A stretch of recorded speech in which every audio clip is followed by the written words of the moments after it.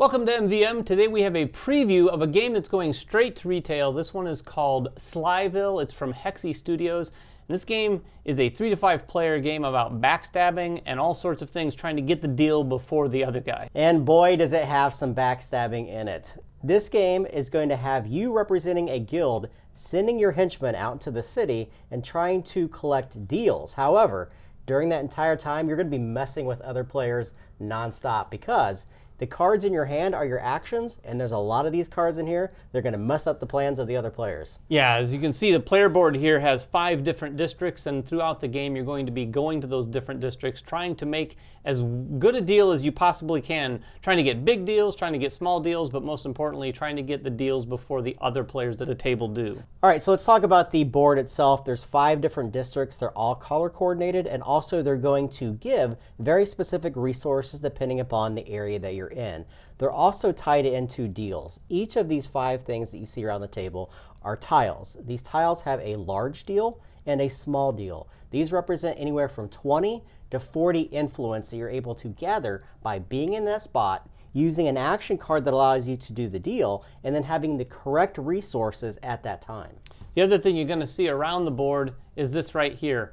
The prince's favorite, who is going to be effectively the first player at the very beginning of the game, is going to choose which district you're going to resolve from throughout the game, and then each round it's going to move clockwise around the board. On the center of the board, you're also going to see the Prince's Decrees. There are 8 cards that are going to, again, mess with the player's ability to take actions in each of these spots. Each player is going to have a player board in front of them. They're going to have 10 spots where they can hold 10 possible resources, plus possibly their henchmen if it's kicked out of the city. And then each player is also going to start with those 7 action cards. The whole game is going to be based around these 7 cards and using 4 of them during each of the rounds. And finally, each player is also going to have a random, it's not wild token, but it's going to be a hidden resource that they have that the other players don't see. Each player is also going to have a player board in front of them that's going to represent their color and their colored henchmen. You're going to start with 1 resource of your color, plus 1 resource of your starting location, which will be determined in reverse turn order, starting with the player to the right of the first player, plus essentially a 3rd one that David already mentioned, which is hidden on the backside of your token. Yeah, and let's get right into the gameplay. The game's going to be played round after round until someone scores 100 influence points. That's going to be checked at the end of any round. But each round is going to be comprised of 4 different phases. The first is the starting phase. When the starting phase begins, the player who is the current prince's favorite is going to be able to take a look at the prince's decree card on the top of the deck. These cards are going to have a variety of different effects on these different districts, and that'll become clearer when we get to that point of resolution. But that person's going to pick this card, take a look at it, and then determine which district they want it to affect. So if I wanted to affect the blue district, I could place it right there. Like I said, this is going to have a number of different effects, so all the other players at the table just know that that district's affected, but they don't know exactly how. What also would happen during that phase, which we've already alluded to, is that wherever your henchman starts, you're going to collect 1 resource of that color from the supply. We've already done that to start off the game. Then the actions are going to take place, starting with that person who has the prince's favor. They're going to choose 1 of their 7 cards from their hand, and they're going to place it face down on any one of the 5 districts of their choice. We'll go through each of these sets of cards in order to kind of explain the reason why you'd want to play these cards in particular areas. Yeah, the way these cards are played is pretty important because they all have an initiative order on them. But the way they're played is starting with that player, everyone's going to play 1 and then another up until the point where they've all played 4 cards. At that point, you're going to resolve them, so we'll talk about what those cards do now. The very easiest to talk about are the money cards. They come in 3 varieties. One has a 2 value, one has a 3 value, and one has a 5 value. They're also the highest value cards, so they're not going to take place when they're resolved until the end of the round. But it's important to understand why you'd want to play these. You're going to place them face down, and when they are resolved, the player that has the most coin in that area is going to collect all the resources that may have accumulated round after round from that particular district. Right, if you didn't see, in each district is going to start with 1 of its particular resource in it. At the end of the round or during the cleanup, it's always going to get an extra. So those tokens can accumulate there so that you can go and acquire those and have a lot for making the deals. The next cards are the 3 and the 4 card. These are the cards that are going to allow you to do those big or those small deals in that district, if you're able to do so.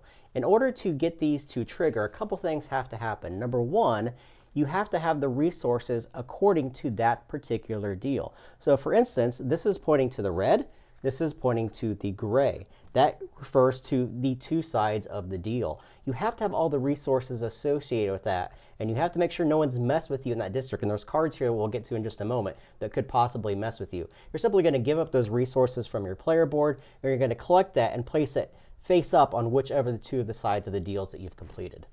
The next card is the number 2 card. This is going to resolve not necessarily first, but pretty early in the resolution. This is called the Takeover Card.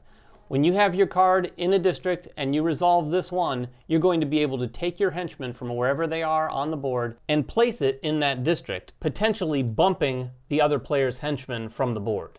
The final card is Sabotage, and this is the take that portion of the game. This is where you're going to be messing people. This is where the deduction and the guessing takes place in the game, because you're constantly going to be looking around the table, trying to decide what people want to try to accomplish and trying to mess with their plans.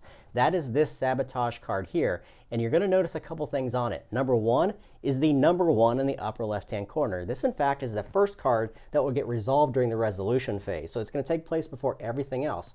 There's two things you can do with this card. Number one, on the right-hand side, it's going to show you that you can remove one of the player's henchmen back to their board. So if a player has set up a spot where they want to collect a lot of resources at the start of the next phase, you can essentially boot them out. The other thing that could happen is here.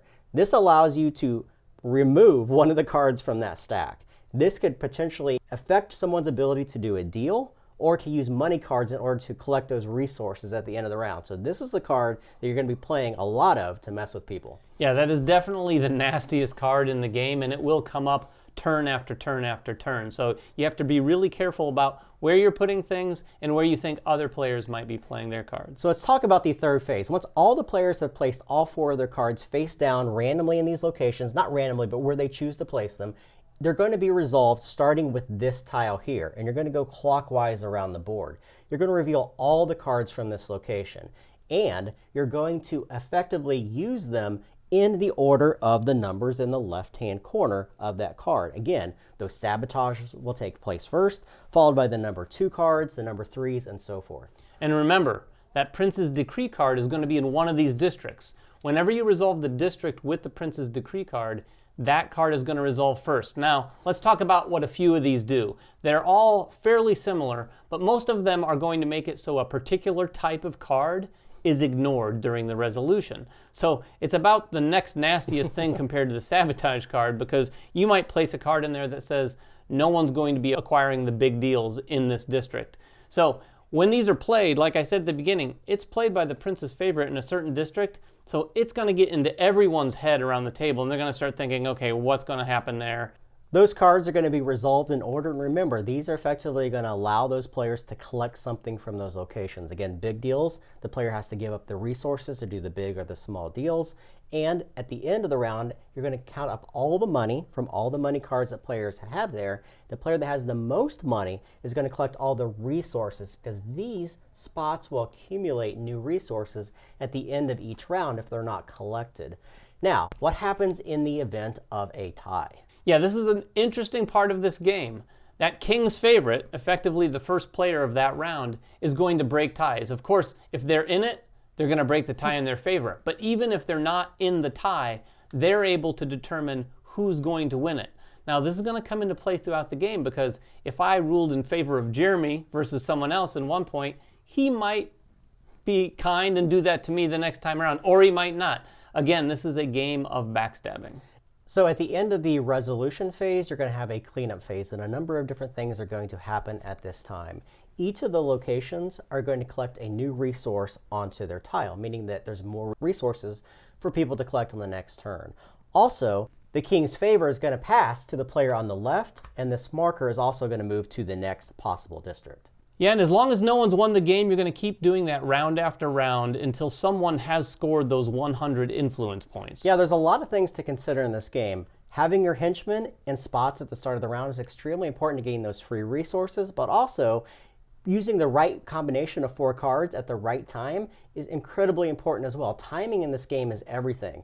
being able to take the actions where you want to take them and not having people mess with you, and then deducing and looking around the table and saying, oh, I think David is going for this big deal. I know what he wants to get over in this location. In order to enact this, I need to mess with him there or over here. It's a lot of things to consider. Yeah, and as Jeremy just touched on, the most importantly, you've got to get into each other's heads. This is a game of messing with each other and making the other players think you're doing one thing when you're doing something else. Yeah, we had a blast playing this. It's called Slyville. It's from Hexy Studio, a 3 to 5 player game. If you have any questions about the game, make them in the comments below. Subscribe to us, follow us on Twitter, like us on Facebook and Instagram, and everything else that we do. And we will catch you guys next time. Bye-bye.